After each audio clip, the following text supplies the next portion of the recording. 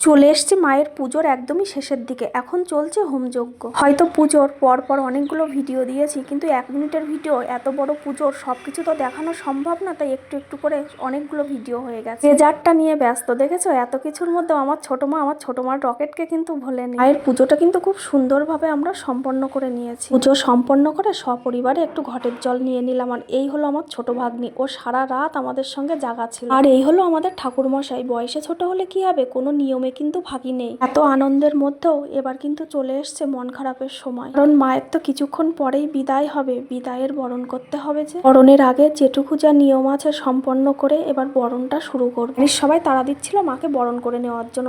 বরণটা তাড়াতাড়ি না সেরে নিলে মাকে তো বাড়ি থেকে বের করা যাবে না। সূর্য উঠে গেলে তখন আর মাকে বিসর্জন দেওয়া যাবে না, তাই তাড়াতাড়ি করে যত নিয়ম আছে সব নিয়ম কারণ সম্পন্ন করে নিলাম। যার জন্য এতদিন ধরে একটু একটু করে আয়োজন করেছি। গড়ে উঠেছে মনের মধ্যে কত আশা, এই করব ওই করব।